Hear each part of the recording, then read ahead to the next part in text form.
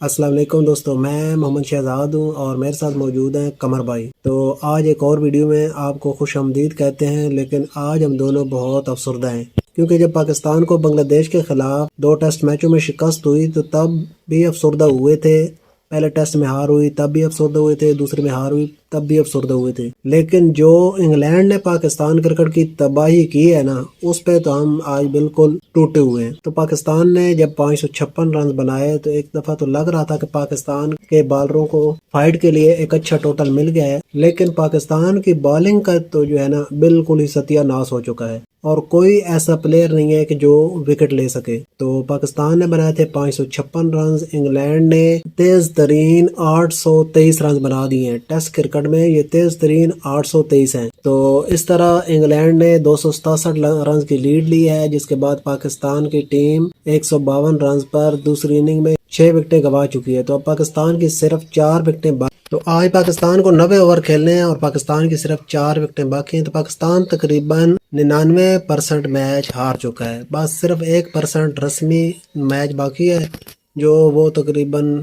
ہو سکتا ہے کہ پہلے سیشن میں ہی ختم ہو جائے۔ تو قمر بھائی آپ کیا کہتے ہیں، آپ پریشان ہیں کہ نہیں ہیں؟ پاکستان کی اس کارکردگی پہ آپ قمر بھائی کیا کہیں گے؟ میں کہتا ہوں بڑے ان کو نکالیں، سب کو نکالیں، نئے لڑکے لے ان کو پتے کو نہیں، بیٹنگ کو نہیں، ان کی بالنگ نہیں، ان کی قمر بھائی یہ ان کو نکالتے نہیں ہیں، کیونکہ اگر انہیں نکالنا ہوتا تو جب 2023 ورلڈ کپ میں پاکستان کو شکست ہوئی تھی تب نہیں نکالا، جب 2024 T20 ورلڈ کپ میں شکست ہوئی تب نہیں نکالا، جب بنگلہ دیش کے خلاف ہم ہار گئے تب بھی نہیں نکالا۔ تو اب قمر بھائی بے فکر ہو جائے، ان کو نکالنے والے نہیں ہیں، نکالنے والے نہیں۔ اب ان کو سمجھ نہیں آئی کھیلتے کیسے، وہ تو انگلینڈ والے تیز کھیلتے ہیں، کتنے انگلینڈ والے کھیلتے ہیں تیز، ہمارے تو ٹیسٹ بناتے T20 ٹک ٹک لگے رہتے ہیں، ٹوک ٹوک لگے۔ دنیا کی کرکٹ جو ہے نا بڑی تیز ہو گئی ہے، تیز ہو گئے، ہمارے لڑکے کھیلتے ہی نہیں ہیں۔ ہمارے اب بھی نا وہ پرانے دور کے ٹیسٹ کھیل رہے ہوتے ہیں، ٹک ٹک لگے رہتے ہیں۔ بھائی آپ کو دوسری ٹیم والوں نے آؤٹ تو کر ہی لینا ہے، لیکن اب سکور تو کم از کم جو ہے نا بناؤ نا۔ اب دیکھیں قمر بھائی، یہ انڈیا والوں نے جو بنگلہ دیش کو کوٹا ہے، تیز ترین 50، تیز ترین سینچری، تیز ترین 150، تیز ترین 200 بنایا ہے بنگلہ دیش کے خلاف ٹیسٹ میں، اور اسی بنگلہ دیش نے قمر بھائی ہمیں دھو کر رکھ دیا تھا۔ تو قمر بھائی یہ جو آپ اس بارے میں کیا کہتے ہیں؟ انڈیا والا ٹھیک کیا ان کے ساتھ، 200، 150، 50 بار۔ قمر بھائی ساری دنیا کی کرکٹ جو ہے نا ہم سے آگے چلی گئی، ہم جدھر تھے ادھر بھی رہتے تھے تب بھی خیر میر تھی، کبھی نہ کبھی تو میچ جیت جاتے تھے نا، اب ہم تو اور پیچھے چلے گئے ہیں، ہم سارے سے پیچھے چلے گئے، ہماری تو ٹیم ہی نہیں آتی، کمزور، ستیہ ناش ہو گئے، ستیہ ناش ہو گئے، کمزور ہماری اب قمر بھائی میں تو پتہ کیا کہتا ہوں کہ یہ جو ہے نا کسی ٹیم نے پریکٹس کرنی ہو نا تو وہ پاکستان کے خلاف کھیلنے آ جائے، کیونکہ یہ ہر ٹیم کو نا اتنی اچھی پریکٹس کراتے ہیں نا کہ ان کے جو کھلاڑی آؤٹ آف فارم ہوتے ہیں ان کو فارم میں لے آتے ہیں، جس ٹیم کا کوئی حال نہیں ہوتا اس ٹیم کو یہ نمبر 1 ٹیم بناتے ہیں۔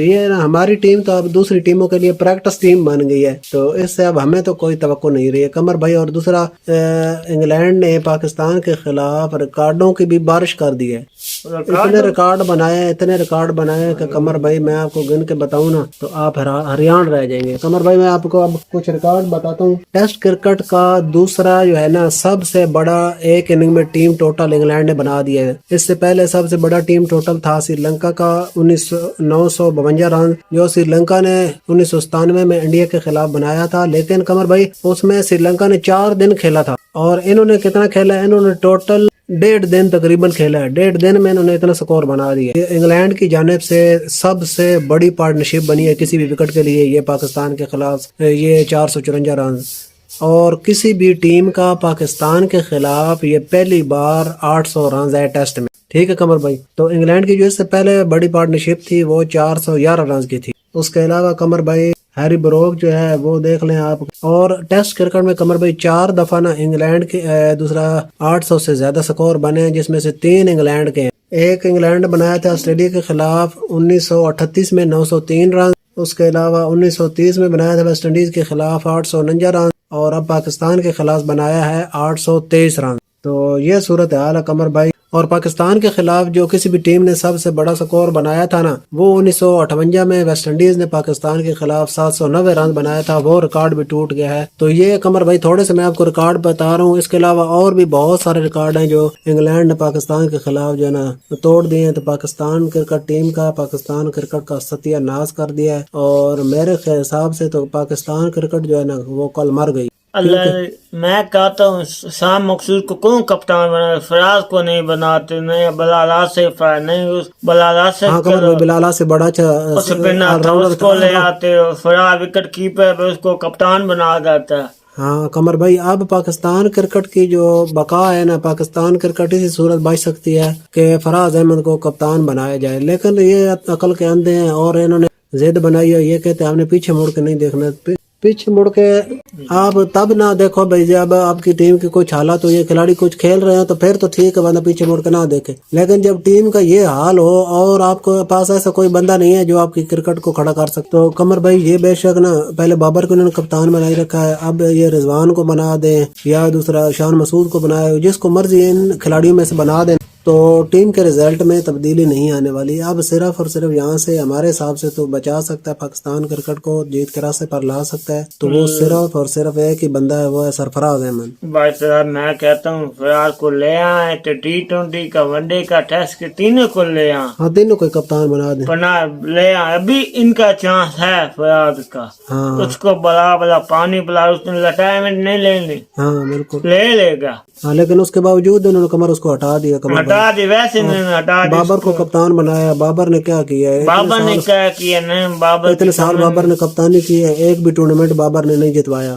بابر نے ایک ہی نہیں جیتا ہے، بابر کا کیا ہوتا ہے؟ تو اب قمر بھائی دیکھو نا پاکستان کرکٹ کا انہوں نے کیسے ستیہ ناش کیا کہ ایک ٹیم میں چار بندے جب کپتانی کے امیدوار ہوتے ہیں تو ہر ایک جو ہے نا اپنی لگا ہوتا ہے حساب کتاب میں، پھر انہوں نے پاکستان کے لیے کیا کھیلنا ہے قمر بھائی؟ بابر ہے، سارے بابر کے پیچھے کھیلتے، بابر ہے، رضوان ہے، شاہین ہے، شاہین کہتا مجھے کپتان بناؤ، شاداب کہتا مجھے کپتان بناؤ، رضوان کہتا مجھے کپتان بناؤ، بابر ایک کپتان تھا، اس کے ساتھ 3 کپتان اور تھے، تو پھر ٹیم کا ایسے ہی رڑا ہونا تھا جب ایسے ہو گیا قمر بھائی۔ ابھی ہو رہا شام مقصود کہتے ہیں مدے بنا، شام مقصود ابھی غلطی کر رہا ہے قمر بھائی بہت افسوس ہو رہا ہے قمر بھائی، آج میں تو بہت دکھی ہوں جو پاکستان کرکٹ کا حال ہوا پڑا ہے، تو جو حالات لگ رہے ہیں نا قمر بھائی، آپ کے خیال میں پاکستان کو ٹیسٹ میچ انگلینڈ کے خلاف جیت جائے گا یا ڈرا کر جائے گا؟ ڈرا نہیں کا بھی ہار جائے گا، مجھے تو نہیں لگتا، نہیں مجھے نہیں لگتا، تینوں ٹیسٹ میچ ہار جائیں گے یہ تینوں سے۔ ان کی حالت کی پی سی بی سوچ ہی نہیں رہے۔ ہاں